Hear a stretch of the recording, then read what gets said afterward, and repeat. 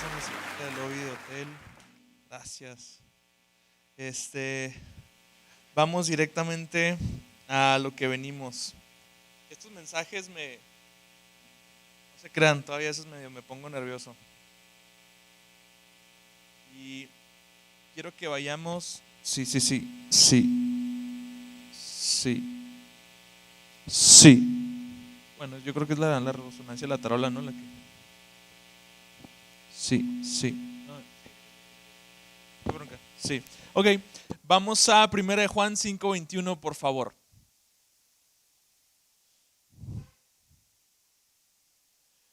Primera de Juan 5:21 dice: y sabemos que el Hijo de Dios ha venido y nos ha dado entendimiento a fin de que conozcamos a aquel que es verdadero. Y nosotros estamos en aquel con A mayúscula que está hablando de Dios, que es verdadero en su Hijo Jesucristo. Este es el verdadero Dios y la vida eterna. Y toma nota de las últimas palabras de 1 de Juan. Hijos, aléjense de los ídolos. Señor, gracias por este domingo. Yo te pido que tú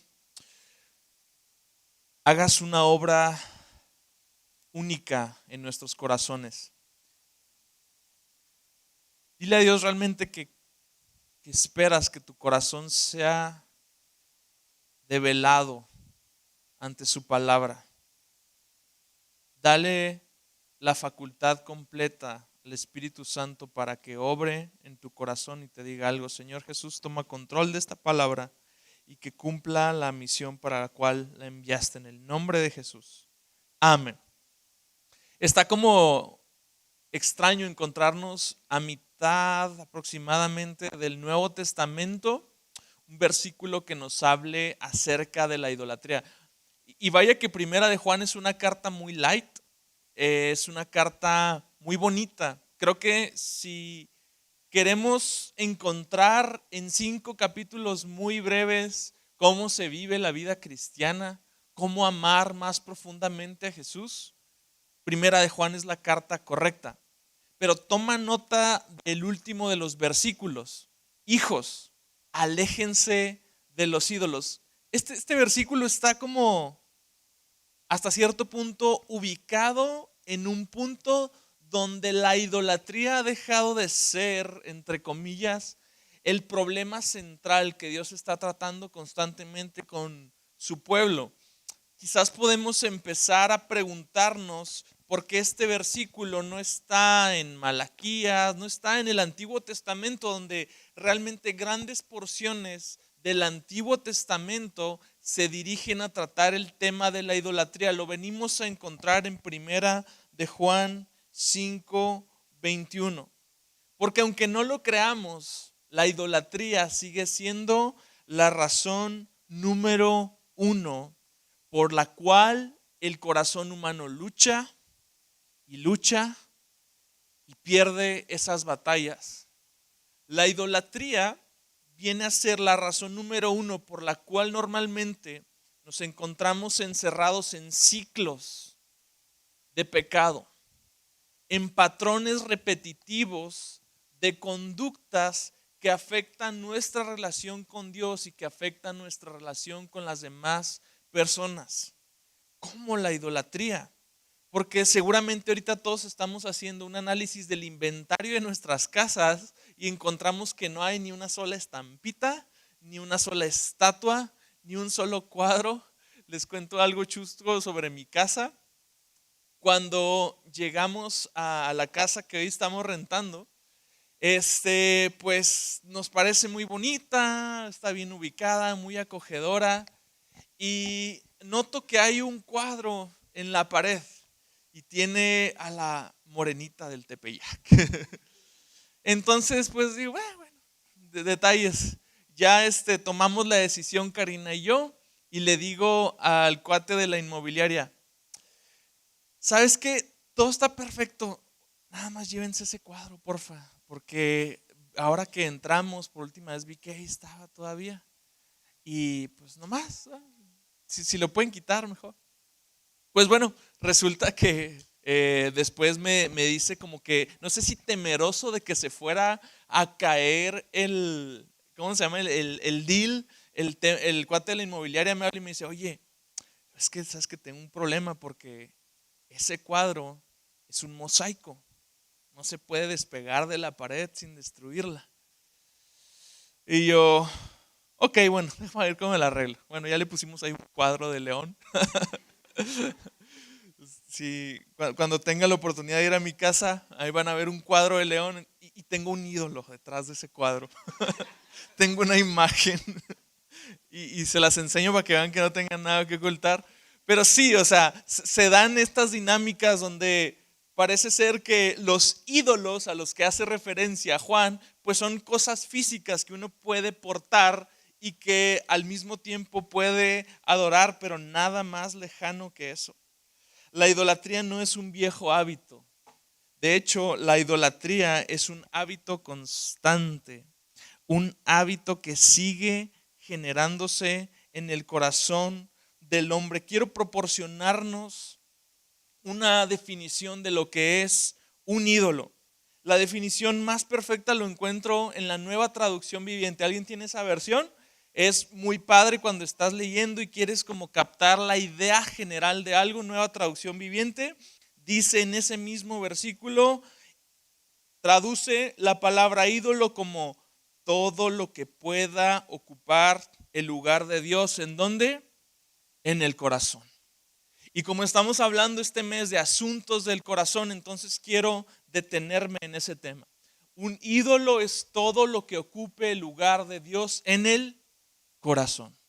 Y como estuvimos aquí la semana pasada, vamos a saber entonces que nuestro corazón, bíblicamente hablando, es el centro de la voluntad humana y que encontramos funciones que están muy relacionadas con todo lo que pensamos, con todo lo que sentimos y con todo lo que hacemos. Todo eso se resume al corazón mismo.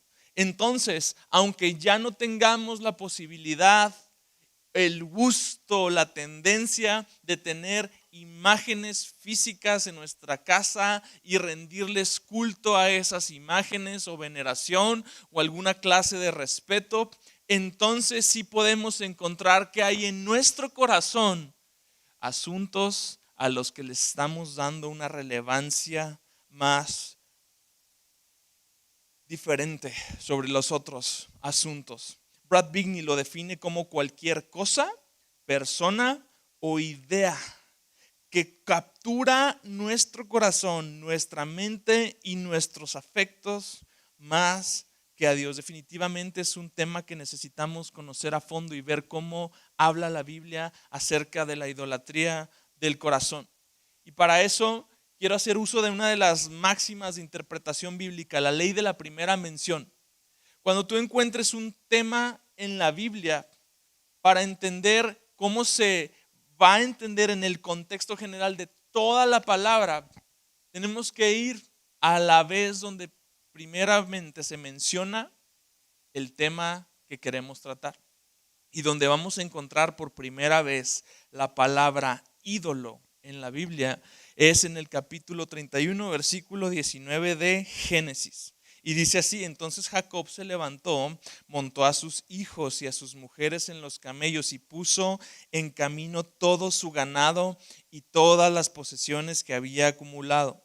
El ganado adquirido que había acumulado en Padán Aram para ir a Isaac su padre a la tierra de Canaán.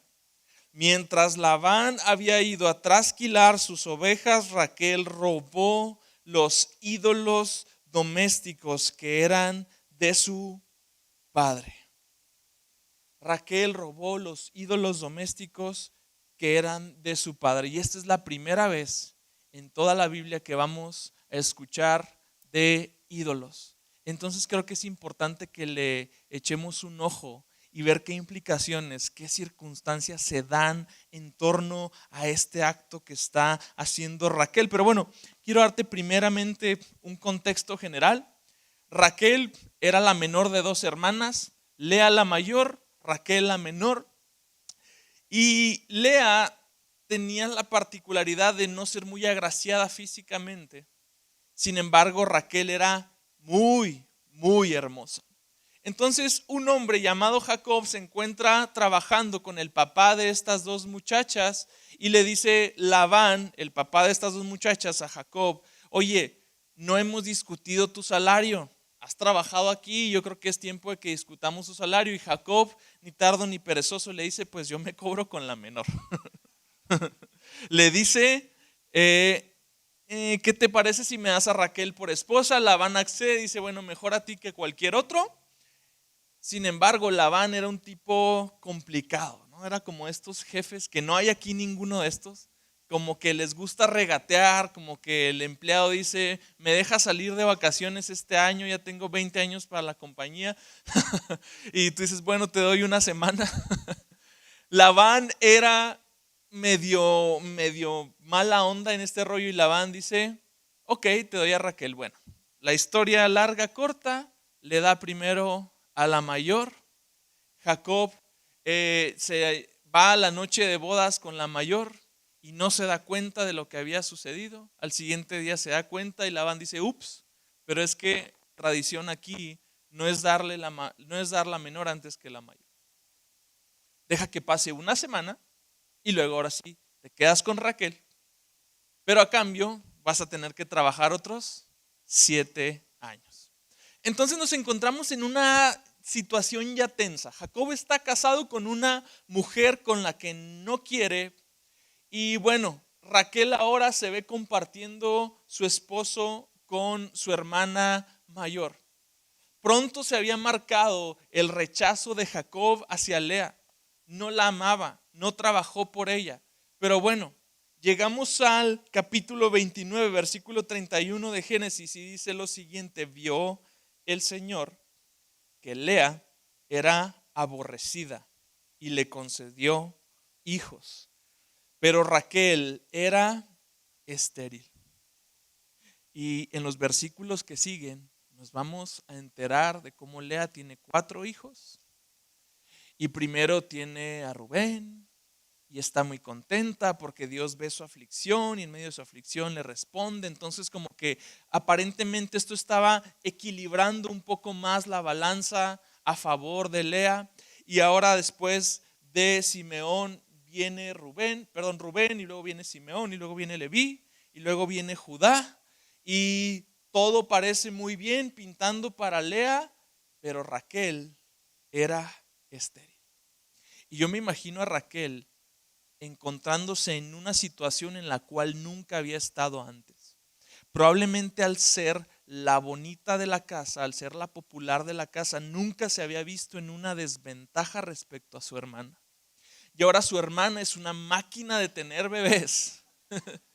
Y ella, quien quizás siempre la opacaba por algo, ahora se ve en desventaja. Y quizás por las costumbres del tiempo en que vivían, era mejor vista ahora Lea que Raquel.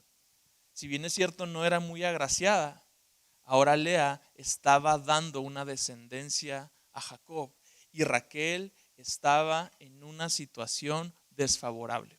Hablamos la semana pasada de cómo las circunstancias no son determinantes, pero revelan lo que hay en el corazón.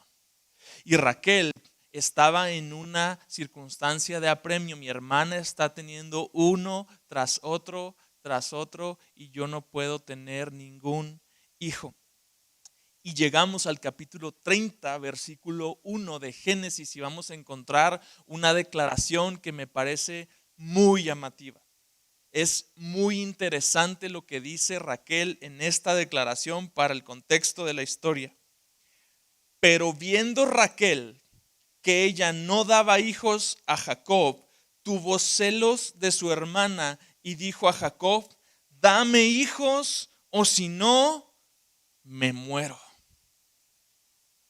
Ya Raquel se había puesto intensa, ya había sacado las uñas. Ya ven que eso sucede muy pronto en el matrimonio. Y la dulce Raquel ahora estaba desesperada y estaba acusando injustamente a su esposo: dame hijos o me muero. Y Jacob se saca de onda y dice: pues yo no soy Dios. Yo no soy Dios, yo no puedo hacer eso.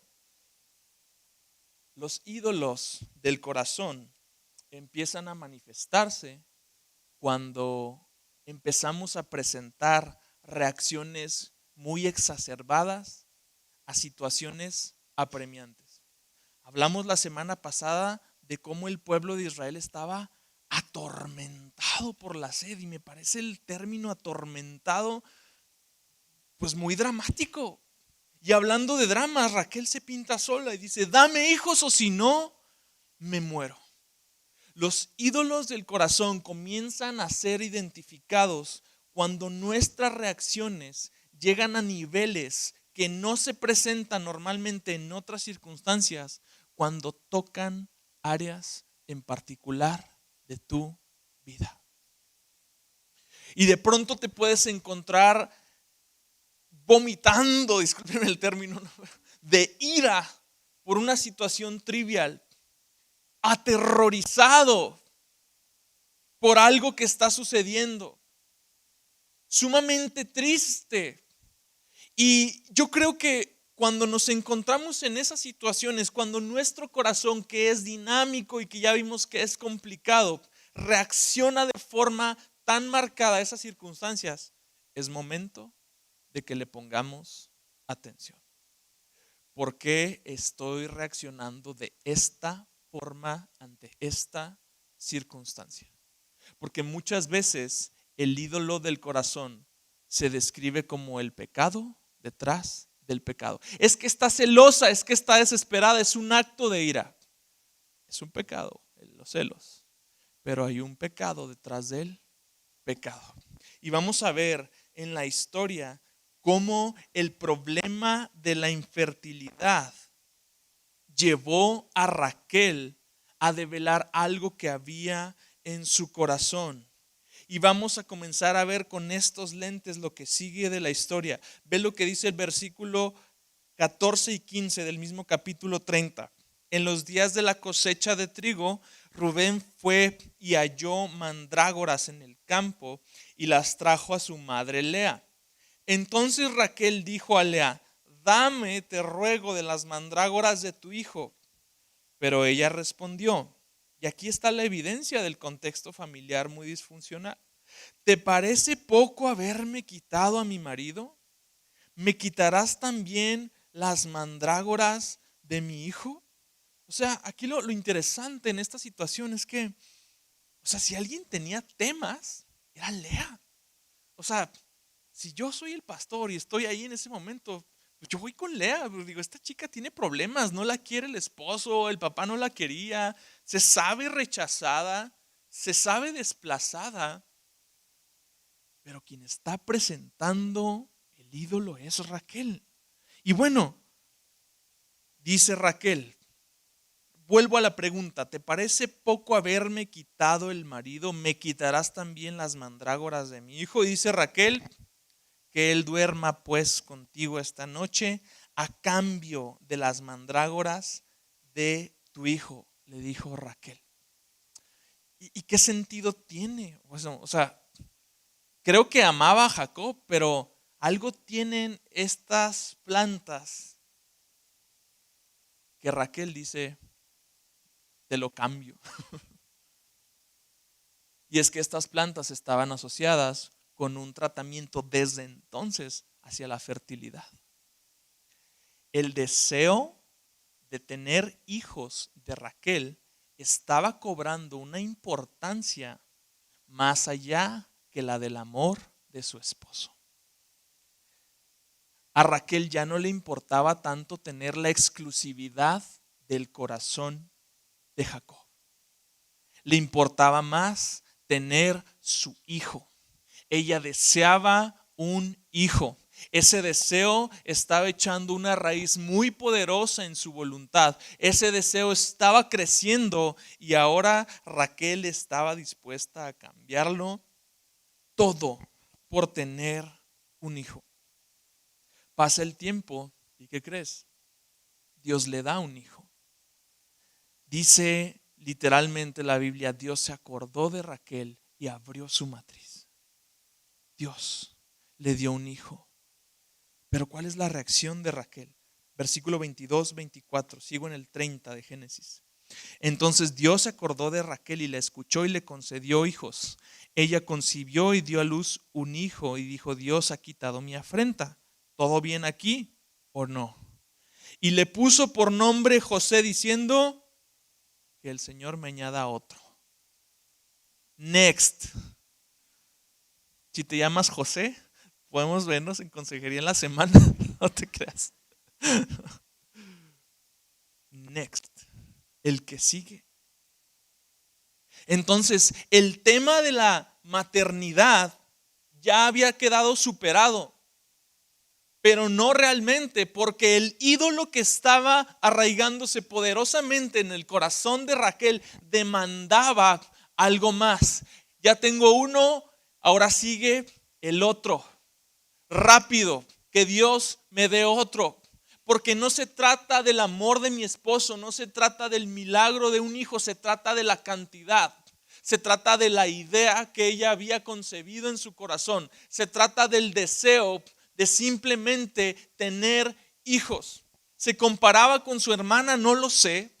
Era tan grande su ego de verse superada en algo que ahora necesitaba ponerse empatada en la competencia, no lo sé, pero Raquel está dando muestras muy claras de que un ídolo se está apoderando de su corazón.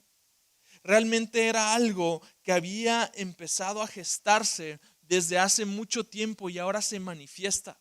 Ahora no le importaba su esposo, no le importaba el hijo que ya tenía en sus brazos, ella simplemente quería más. Entonces vamos a encontrar en el devenir de la historia cómo Jacob habla con Labán y le dice: ¿sabes qué? Ya necesito irme, voy a regresar con mi padre Isaac. Entonces ahí nos vemos como Labán era medio tramposo, Jacob no le avisa que se va, entonces agarra todas sus chivas y así llegamos al capítulo 17, versículo 19. No lo voy a leer todo, donde dice: mientras Labán había ido a trasquilar a sus ovejas, Raquel robó los ídolos domésticos que eran de su padre. ¿Qué entendemos de un ídolo del corazón entonces? Es algo que me hace pecar para obtenerlo y me hace pecar si no lo obtengo. Son deseos tan fuertemente arraigados en el corazón que estoy dispuesto a hacer lo que sea para obtenerlo. Y mi coraje y mi insatisfacción pueden llegar a niveles tan altos si no lo obtengo, que también estoy dispuesto a pecar en represalia por no haber obtenido lo que yo esperaba. El ídolo era muy grande.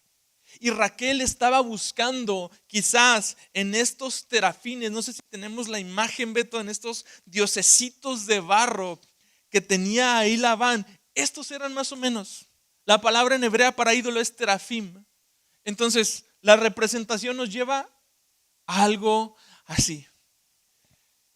Y Raquel quizás en su corazón decía: Dios no me da lo que quiero, entonces voy a buscarlo en otro lugar. Y sabes que la lucha por nuestro corazón, la lucha dentro de nuestro corazón, quiero decir, es una lucha de adoración. Es una lucha entre la adoración genuina al Dios eterno y entre la adoración falsa a las cosas que nosotros mismos vamos capturando para que nos den lo que creemos que Dios no nos puede dar. ¿Qué había pasado en el corazón de Raquel? La idea del Dios eterno que estaba tratando con su esposo, que los había hecho prosperar, el Dios mismo que le había abierto la matriz y que le había dado un hijo, ya no era suficiente. Ella necesitaba darse algo a sí misma. Entonces necesitaba los dioses de su papá. A ver si en esta nueva tierra, a ver si en esta nueva temporada el milagrito se daba a través de estos pequeños terafines. Y me pregunto al leer esto acerca de cuáles son nuestros propios ídolos domésticos. ¿Qué podemos tener guardado en nuestra casa, en nuestro corazón, que sea un sustituto de lo que Dios, entre comillas, no me puede dar. ¿A qué le estoy apostando mi satisfacción? ¿A qué le estoy apostando mi felicidad? Sabes, veo constantemente cómo en el tema a veces de adicciones nos encontramos con un ídolo realmente. Y las personas que manifiestan comportamientos adictos le han atribuido a la fuente de su adicción la fuente de su felicidad. ¿Qué pasa con esos adictos? Dios los toca, los encuentra, los transforma. Y yo muchas veces veo que no es que se haya ido realmente el apetito por lo que les causaba esta satisfacción. Yo veo que simplemente se han llenado de algo mejor. Y veo constantemente cómo personas que batallaban con adicciones tan pronto le entregan su vida a Cristo, ¡pum!, se va. Yo tengo un amigo que era vaguísimo. Dice, en el momento que ¡pum!, ya sucedió lo que tenía que suceder en mi vida, sea el nuevo nacimiento, sea el encuentro, sea el bautismo del Espíritu Santo, cualquier experiencia espiritual, en ese momento me daba asco. Ya no se me antojaba. Ya no se me antojaba. Pero luego hay la contraparte. Hay hijos de Dios que han sido rescatados, que Dios ha transformado su corazón, que luego en el bagaje de los días hemos ido perdiendo esa satisfacción en Él, en todo lo que Él es, que empezamos a buscar otra vez esos ídolos. Es que es el desestrés. Es que tengo mucha presión. Es que mi esposa no me entiende. Es que tengo miedo. Es que me gusta. Es que ¿qué tiene de malo? Circunstancias. Que en el fondo del corazón, si bien es cierto, la acción externa puede ser inofensiva. La acción externa puede ser algo que no representa un problema grave. En el corazón se está dando un intercambio. Hablamos la semana pasada de un intercambio glorioso, de cómo la justicia de Cristo nos es imputada no solamente por una declaración legal, sino que en este milagro de aceptar el mensaje del Evangelio, la justicia de Cristo se vuelve una realidad para nosotros. Y por lo tanto puedo andar como Él anduvo, escuchar al Padre como Él lo escuchó, porque hay un intercambio. Bueno, hay otra clase de intercambio. Y Romanos 1:23 nos habla del intercambio más nefasto que puede haber. Y nos habla Romanos 1:23 de intercambiar la gloria de Dios por ídolos en forma de aves, de cuadrúpedos y de formas de humanos. Está el intercambio glorioso y está este otro intercambio mundano. Y estamos constantemente en esa tensión y en esa búsqueda de satisfacción. Tendré algunas cosas que estoy buscando para mi felicidad y mi seguridad fuera de Dios. ¿Qué es aquello que tanto anhelo al punto de que mi corazón clame, Dios, dame esto o me muero? Si no tengo al príncipe azul para mañana a las 12, para antes del 14 de febrero, Dios, me muero. Voy a ir a buscarme un patán de donde sea. Y viceversa. Dios, si no viene la sierva, voy a ir a donde caiga. ¿Qué hay en nuestro corazón que clama, Dios, dame esto o me muero? Necesito estabilidad financiera y la voy a encontrar. Necesito prosperidad y la voy a encontrar. Necesito que mis hijos se comporten como el ideal que tengo. Necesito que mi esposo, que mi esposa sea el ideal que yo tengo. ¿Qué es lo que voy a hacer para obtenerlo? Eso es lo que demostrará la existencia o no del ídolo.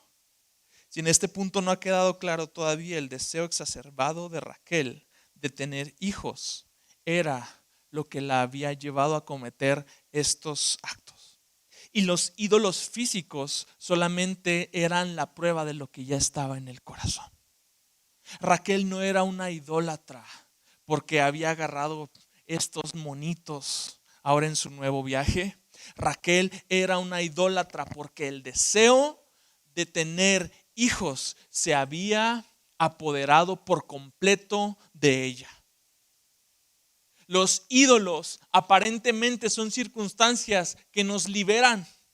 Aparentemente son cosas que nos van a dar independencia, satisfacción, pero son los peores amos que existen. Y vamos a terminar más pronto que tarde estando esclavizados hacia estos ídolos del corazón. Esclavizados por completo.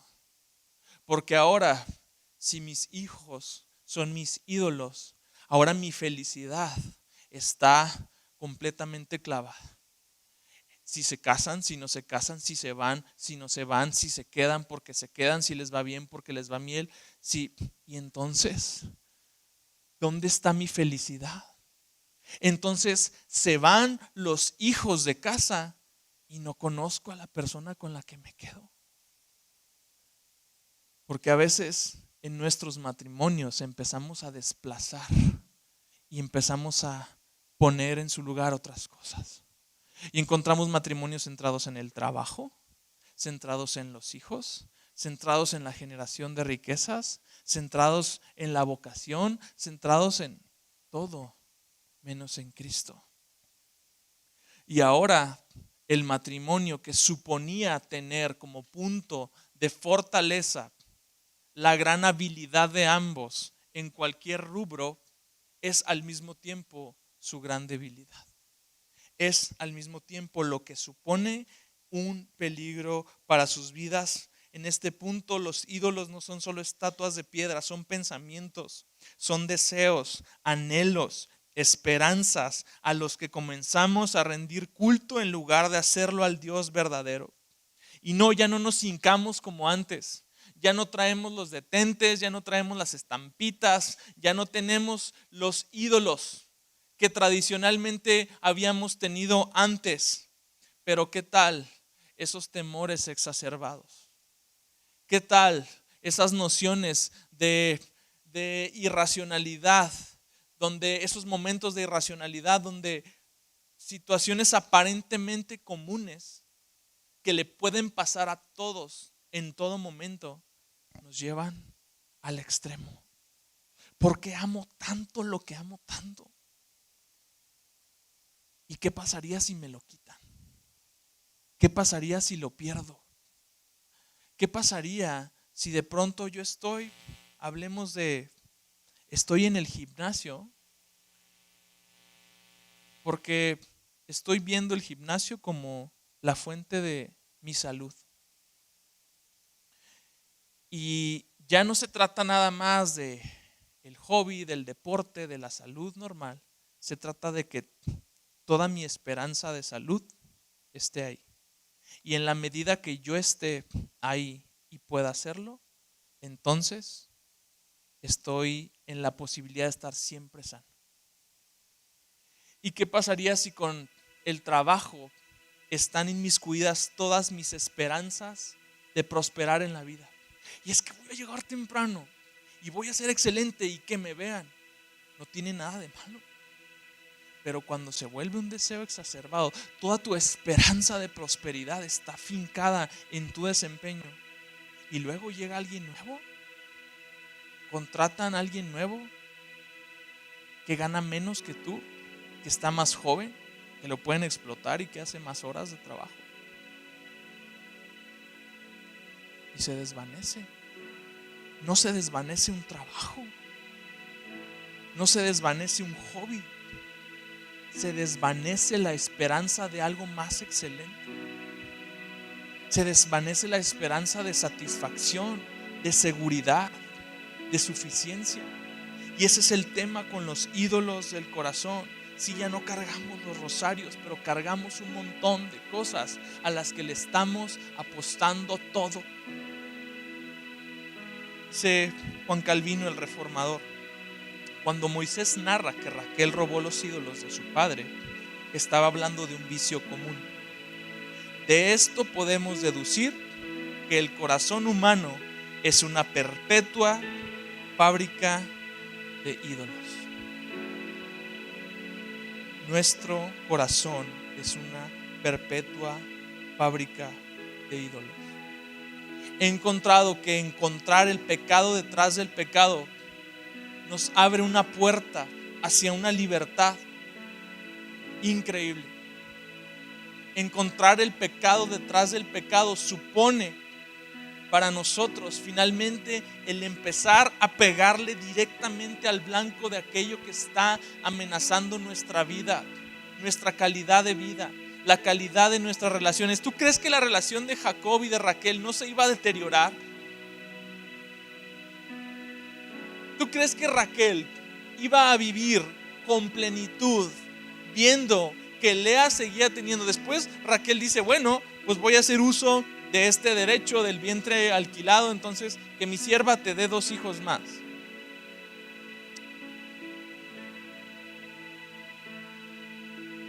Lea terminó dándole 6 hijos a Jacob y le aplicó la misma, bueno, que mi sierva también te dé, y la empata.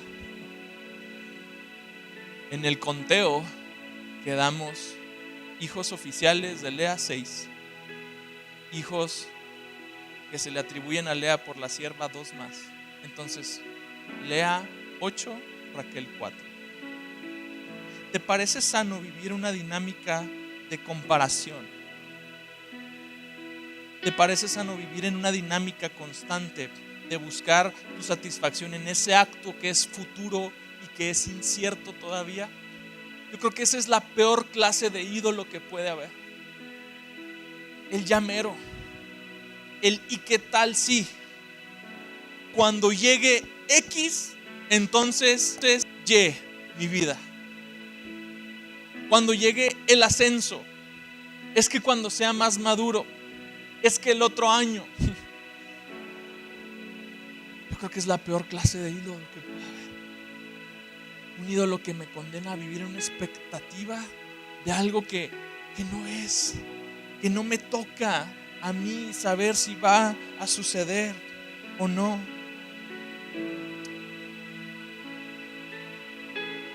Lo que encontramos después es a Raquel mintiendo a su padre. Génesis 31, 35. Y ella dijo a su padre: no se enoje mi señor, porque no puedo levantarme delante de usted, pues estoy con lo que es común entre las mujeres. Y buscó, ¿quién? Labán, pero no encontró los ídolos domésticos. Dice el 34. Raquel había tomado los ídolos, los había puesto en los aparejos del camello y se había sentado sobre ellos. Y Labán buscó por toda la tienda, pero no los encontró. El tema es que Labán va y le reclama a Jacob y le dice: oye, pues ya te llevaste a mis hijas, desgraciado, ¿por qué te llevas mis ídolos? Jacob dice: el que los tenga, no viva. Jacob ni estaba enterado que Raquel se había llevado los ídolos. Y es que cuando la idolatría del corazón se apodera de alguien, entonces cruzamos límites, rompemos promesas, anulamos pactos, justificamos el pecado, justificamos nuestros deslices. Es que es por la honra y gloria, es que es por el ministerio, es que es por lo que sea. Inclusive desde este lado de la plataforma se pueden empezar a acumular ídolos. Y te lo digo, te abro este tema no como alguien que ya ha identificado, sino como alguien que los ha comenzado a identificar, como alguien que sabe la libertad que ha traído a mi vida el empezar a decir: ¿sabes qué? ¿Quieres eso? Por esto. Y no tiene nada que ver con la gloria de Dios, no tiene nada que ver con amar a Dios, no tiene nada que ver con amar a otros. Los ídolos son la violación al primer mandamiento de la ley, pero son también la ruptura del mandamiento más importante: amar a Dios con todo nuestro corazón, con toda nuestra alma y con todas nuestras fuerzas. Ese es el mandamiento más importante. Al anular ese, nuestras relaciones horizontales empiezan a irse en picada. ¿Sabes por qué? Porque ahora empezamos a categorizar a las personas. ¿Quiénes están conmigo? Y los que están conmigo, entonces todo mi amor. Y a los que suponen una amenaza entre mi persona y lograr ese ídolo, entonces aléjense, no los quiero. Y ahora nuestras relaciones son utilitarias. Y nuestras relaciones ya no se fundan en un amor genuino, se fundan en qué tanto esta persona me puede ayudar a obtener lo que quiero. Curiosamente, cuando hay un ídolo en el corazón, tu esposa va a ser la primera que se opone. Ella no lo sabe,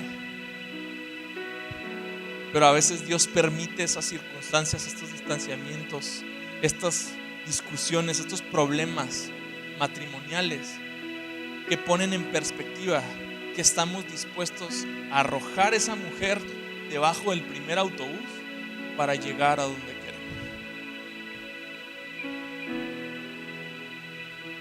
A decir, no, mejor aquí la dejamos porque no me sirve. Es que yo necesito ser feliz. ¿Y vas a luchar por la felicidad? No, me la amputo. Es como si me duele el brazo y necesito que el brazo deje de dolerme, pues entonces me lo corto. Vámonos. Porque yo quiero la plenitud. Es así como se ve en la realidad cuando alguien ama un ídolo por sobre cualquier otra cosa. Que no cancelemos los pactos. Los ídolos no nos van a liberar, nos van a atar. Los ídolos nos ciegan. Los ídolos eliminan nuestra posibilidad de disfrutar nuestra vida. Y sí, la idolatría viene del corazón y es nuestra responsabilidad. Ve lo que dice Ezequiel 14.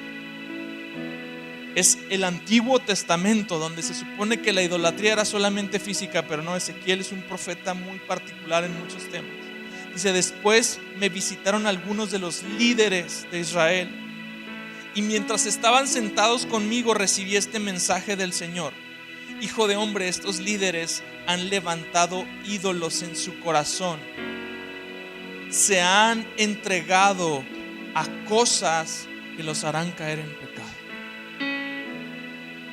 El ídolo me va a liberar, no. El ídolo me va a esclavizar. Me va a empezar a guiar por el camino por donde Dios no quiere que transite.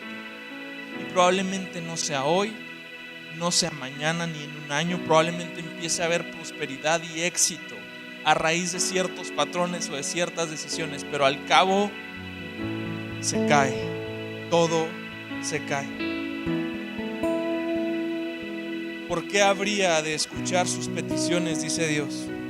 Diles, esto dice el Señor soberano: los israelitas se han levantado ídolos en su corazón y han caído en pecado, y después corren a consultar a un profeta. Así que yo, el Señor, le daré la clase de respuesta que merece su gran idolatría. Otra versión, Nueva Biblia de las Américas, dice: la multitud de sus ídolos. Eran pocos. El corazón es una fábrica de ídolos.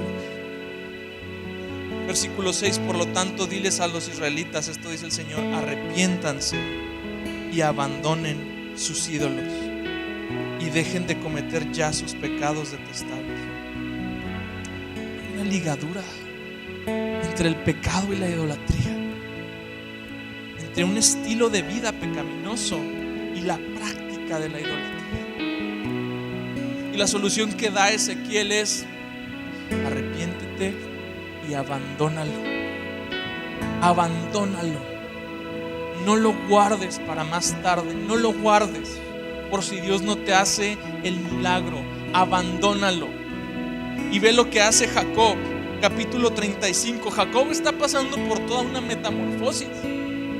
Jacob a estas alturas ya no es más el transero Jacob. Ahora es Jacob, príncipe de Dios, entre paréntesis Israel, rebautizado por Dios mismo.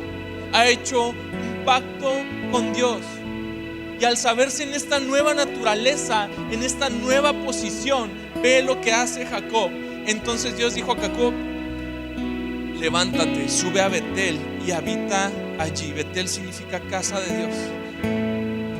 Habita allí. Haz un altar. ¿A quién?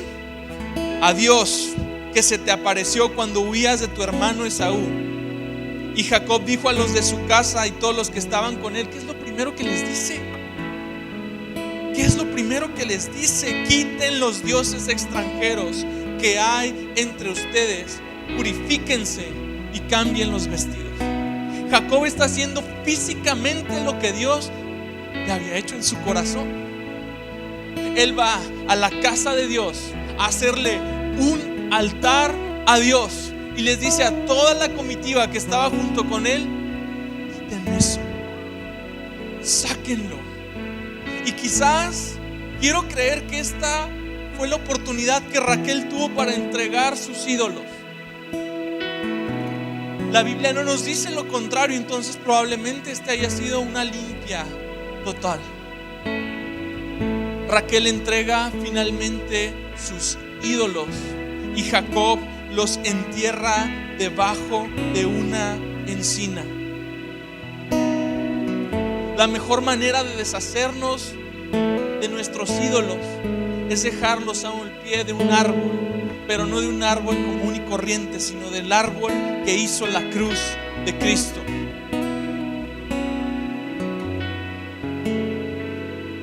Cristo ha labrado para nosotros un nuevo árbol a través del cual pueden submitirse todas nuestras idolatrías, nuestros afectos. Ahí en la cruz es donde van tus ídolos, ahí enterrados. ¿Por qué? Porque ahí donde Jacob hizo un pacto con Dios, ahí mismo estaba abandonando sus ídolos. Para Jacob todo pintaba bien, pero ¿sabes? Raquel tiene un desenlace muy desfavorable.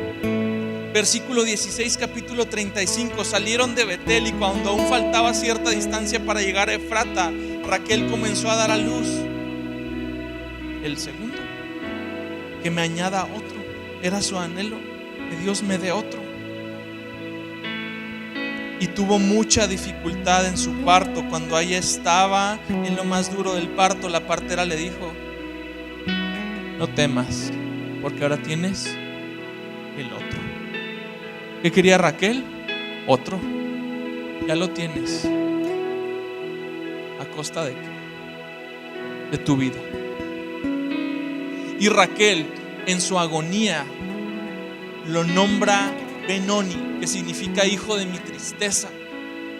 Pero Jacob dice: no, este niño no, este niño es Benjamín, es hijo de mi mano derecha. Y Raquel probablemente estaba dándonos la radiografía de su vida, una vida entristecida. ¿Sabes? Segunda de Corintios 3:18 dice que nos transformamos a la imagen de la gloria de Dios en la medida que la contemplamos como en un espejo. Estamos diseñados para transformarnos a la imagen de lo que contemplamos, de lo que adoramos. Pues Raquel había adorado tanto este ídolo que ahora su vida estaba igual de vacía que él. Había subyugado su vida a la tristeza de querer algo que quizá Raquel no tenía los dotes genéticos para poder dar a luz muchos hijos. Y en lugar de haber disfrutado con contentamiento sus años de un solo hijo y del amor de su esposo, este hijo representaba la tristeza con la que ella había vivido todo este tiempo. Ella le dijo a Jacob: dame un hijo o me muero. Y precisamente ella muere dando a luz un hijo.